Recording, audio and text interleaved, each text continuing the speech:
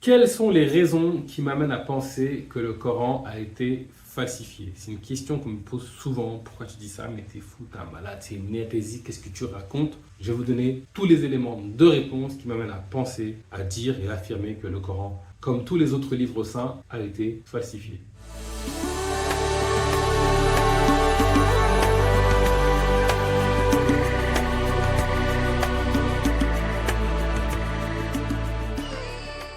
Bonjour, bienvenue dans Enquête spirituelle, la première chaîne qui traite en profondeur des réalités spirituelles. Je m'appelle Bakary Niakhaté et ici je te parle de connaissance de soi et du divin, car c'est en s'éveillant sur ces questions que nous, l'humanité, allons bâtir le monde, nous rapprocher de Dieu et préserver la vie.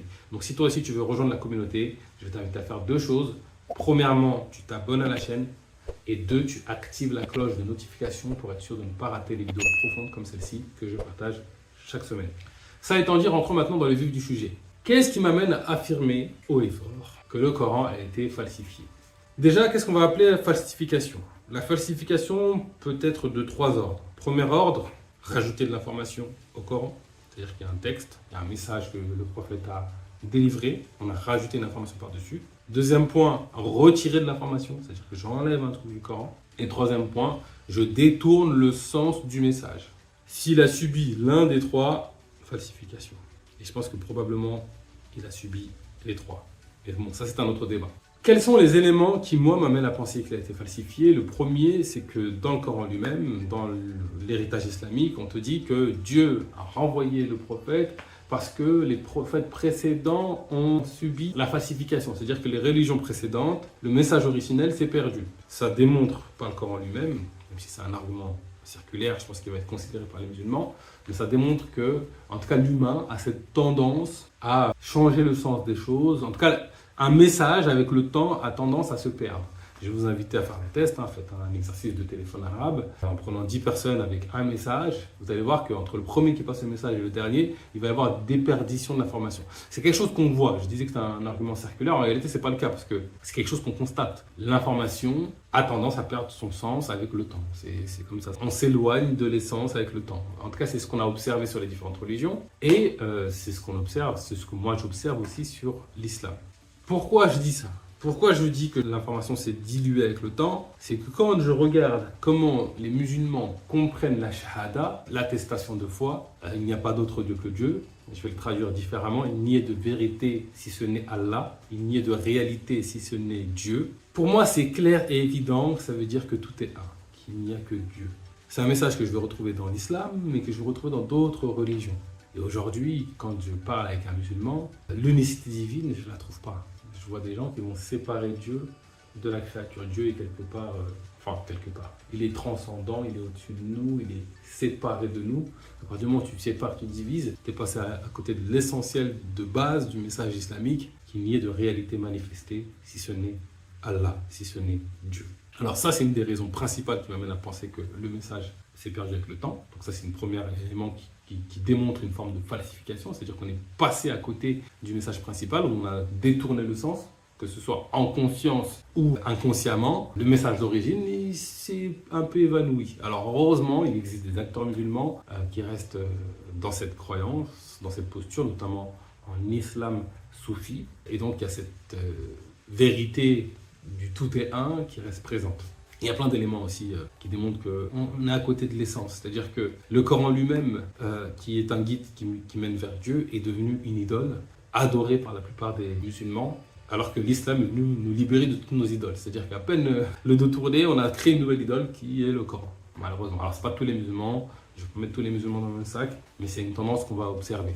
Donc déjà, ça montre déjà que avec le temps, le message s'est dégradé. Alors, certains me diront que le Coran lui-même affirme haut et fort, parce qu'il y a un verset dedans qui dit que je vais préserver mon message de toute falsification. Il y a un verset qui en parle.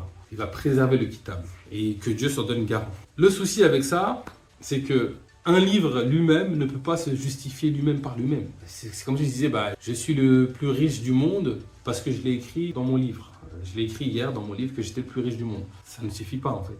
Mais si, regarde, c'est écrit, je l'ai écrit dans mon livre que je suis le plus riche du monde, donc je suis le plus riche du monde. Ça n'a pas de sens. Ok, c'est écrit dedans. Je crois qu'effectivement Dieu préserve ses vérités, préserve son kitab, mais il ne s'agit pas d'un livre écrit. Pourquoi je dis ça? Pourquoi je dis qu'il ne s'agit pas d'un livre écrit? Parce que qu'est-ce qui fait que Dieu n'a pas utilisé ce super pouvoir, cette super capacité à préserver un livre écrit avec les prophètes antérieurs? Qu'est-ce qui s'est passé? Pourquoi, quand Jésus est venu, Dieu n'a pas préservé son message, sa parole intacte?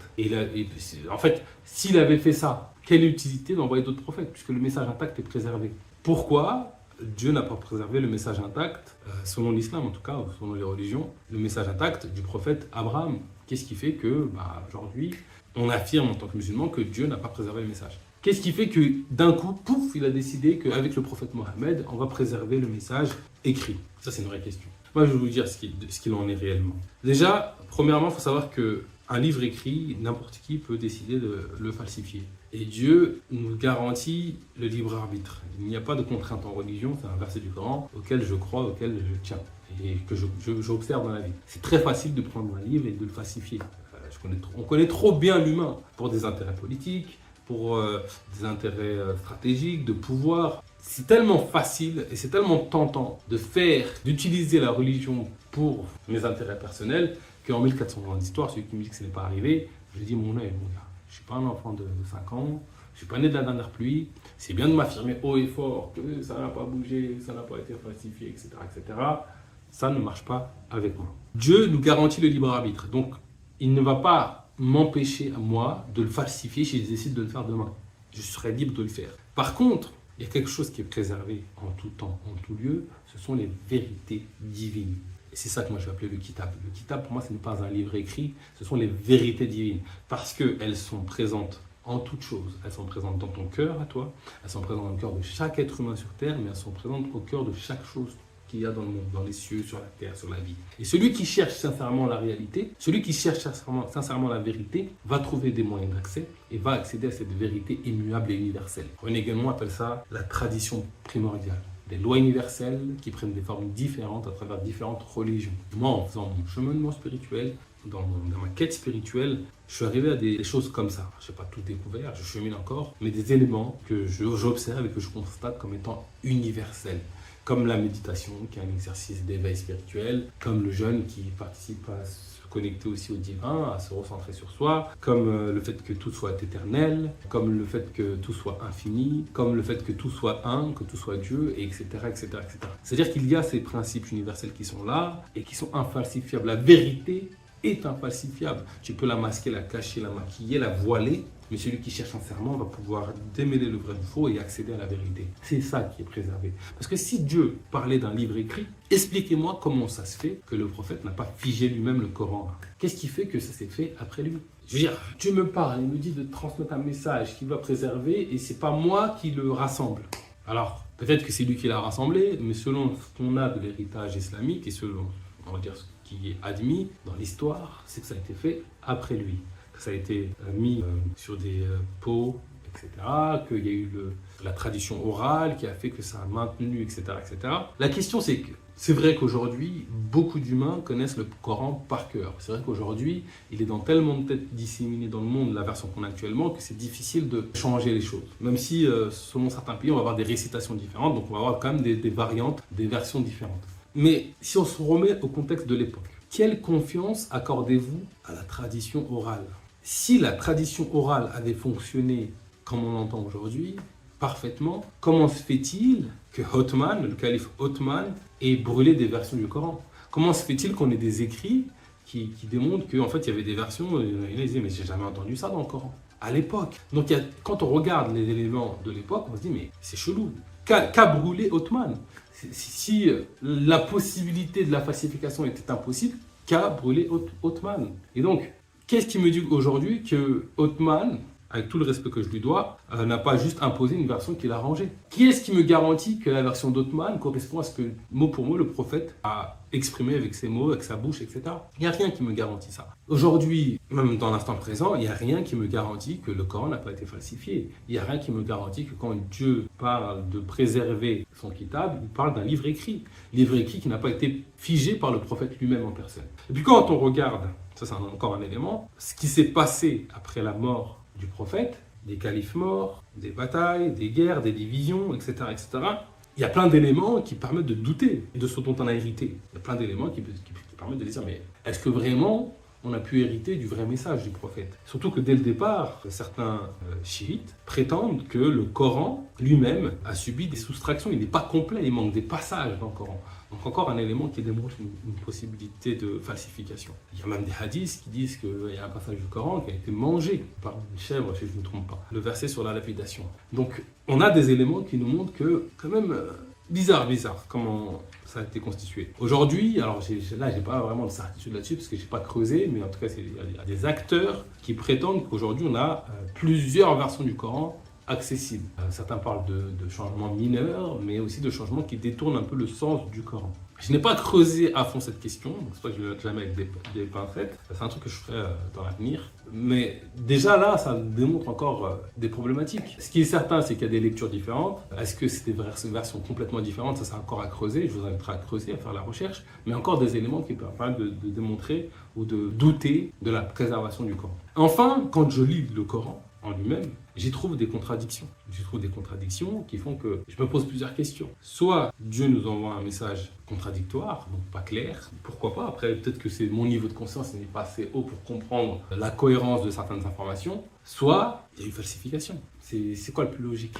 C'est quoi le plus sensé? C'est quoi le plus cohérent? Que des humains ont mis leurs pattes dedans ou que Dieu se contredise? Qu'est-ce qui me permet de dire ça? Selon certains humains, il y a des versets qui sont abrogeants et des versets qui sont abrogés. Pour moi, c'est une démonstration claire qu'on reconnaît qu'il y a des contradictions. Pourquoi Dieu va donner une loi et après l'abroger? Alors pourquoi pas en réalité? Quand on regarde l'histoire de l'islam, même l'histoire de la religion de manière générale, on a des lois qui ont été données à Moïse, qui ne sont plus les mêmes que pour les musulmans. Donc en réalité, cet argument, on peut le mettre entre guillemets. Mais quand on me dit que le verset qui dit pas de contrainte en religion, il a été abrogé, là il y a un truc comme moi qui dit mon œil. Comment ça, il a été abrogé? Regarde la vie, si c'est abrogé ça. Pas de contrainte en religion. Quand je lis le verset pas de contrainte en religion et que plus tard je vois des inégalités entre l'homme et la femme, par exemple, l'homme peut épouser 4 femmes, la femme ne peut pas épouser 4 hommes, c'est une contradiction, c'est une forme d'injustice. Ou ma fille a le droit à moins d'héritage que mon fils, comment je peux être à la fois juste, parce qu'il y a d'autres versets qui appellent à la justice. Il y a un hadith qui dit je me suis interdit la justice et je vous l'ai interdit à vous également, donc soyez juste. Comment je peux être à la fois juste et partager l'héritage de manière inégale? Alors ça, on va dire, ouais, bon, on peut trouver des explications à dormir debout. C'est pas juste, contradiction. Donc soit Dieu se contredit, soit il y a un souci. Ou quand tu as un verset qui autorise l'homme à frapper sa femme, injustice. Comment je peux être juste? Comment je peux appliquer le pas de contrainte en religion et appliquer ça? Il y a des contradictions. Alors il n'y a pas beaucoup d'éléments dans le Coran qui me laissent à penser ça, mais il y a quelques éléments comme ça où je me dis, on a oublié la femme quelque part dans l'histoire, il y a des inégalités, il y a des incohérences. Quand tu as beaucoup de personnes qui comprennent que Dieu en veut aux homosexuels par rapport à certains versets, où est la justice dans ça? En quoi c'est juste de punir quelqu'un parce qu'il a des attirances particulières? Moi, ce que je sais avec certitude, c'est que Dieu n'a rien contre les homosexuels et Dieu souhaite l'égalité entre l'homme et la femme. Dieu ne croit pas que la femme a moins de jugeote que l'homme, au point que son jugement a moins de valeur qu'il faut 2 femmes pour un homme. C'est pas cohérent tout ça. Donc moi j'y trouve des incohérences. Peut-être qu'il y en a qui ne trouvent pas les mêmes incohérences, moi j'y trouve des incohérences. Donc j'ai 2 postulats. Ou bien Dieu est incohérent, ou bien mon niveau de conscience est trop bas pour comprendre la cohérence de tout ça, comment je peux être juste et à la fois frapper ma femme, être autorisé à frapper ma femme. Expliquez-moi. Peut-être qu'un jour mon niveau de conscience il va monter de manière à ce que je puisse comprendre la justice dans ça. Je ne la trouve pas. Ou bien le Coran a été falsifié. C'est-à-dire qu'on a rajouté des choses au Coran. Moi, ce que je pense, quand je lis le Coran, je vois des versets d'une profondeur absolue, d'une sagesse absolue, des histoires qui m'enseignent sur moi, sur la vie, des paraboles extraordinaires. Et à côté de ça, je vois un code civil. Et j'ai l'impression qu'à l'époque, on a mélangé le code civil de l'époque du message spirituel du prophète. Parce qu'ils ont jugé qu'il était juste, il était parfait, il était bien. Et d'ailleurs, dans une grande partie du code civil de l'époque, je trouve qu'il y a de la sagesse, que c'est cohérent, que c'est juste. Donc, c'est pas incohérent qu'on ait pu mélanger ça. Et le temps a fait que l'ego humain, la politique, fait qu'on détourne le sens des choses. Vous pouvez dire ce que vous voulez. Aujourd'hui, il y a un travail qui est fait pour retraduire le Coran. Et effectivement, quand on revient sur des sens plus profonds, on arrive à mieux comprendre. Mais déjà, rien que le fait que la majorité des musulmans comprennent, frappez-les, quand on parle de la femme, c'est une falsification. Même si le terme a été mal traduit, c'est une falsification. Parce qu'il est compris comme ça aujourd'hui. Alors, ok, moi je suis ok pour qu'on revienne sur le sens originel. Moi, ce qui m'intéresse, c'est qu'on revienne au vrai message du divin.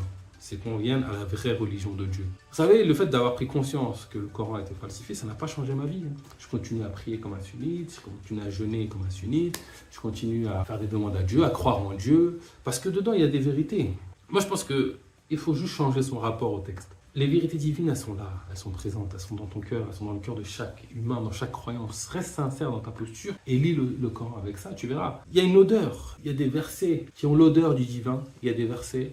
Alors, sur le Coran, il y a vraiment, c'est très peu de choses. Mais quand on regarde les hadiths, c'est encore là, c'est salade, tomate, oignon. Mais en tout cas, il y a des textes qui ont l'odeur du divin et des textes qui ont l'odeur de l'ego humain, qui a voulu imposer quelque chose ou imposer sa compréhension, sa vision, sa version. C'est pas grave, c'est pas dramatique. Mais ne soyez pas esclaves de ça.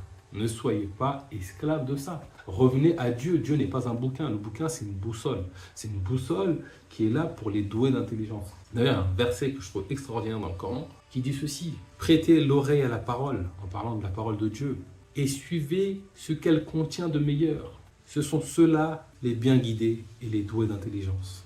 C'est Dieu qui dit ça dans le Coran. Donc si ce livre écrit correspond au Coran, ça veut dire comment Dieu peut dire ça de sa parole à lui-même si tout est sa parole? C'est-à-dire que Dieu dit que de ma parole, il y en a qui sont meilleurs, il y en a qui sont moins bien. Dieu lui-même, par ce verset, te dit que la falsification est possible. On peut détourner le sens du Coran. Donc suis le meilleur, laisse le mal et suis le meilleur. Et mon message, il est plutôt là.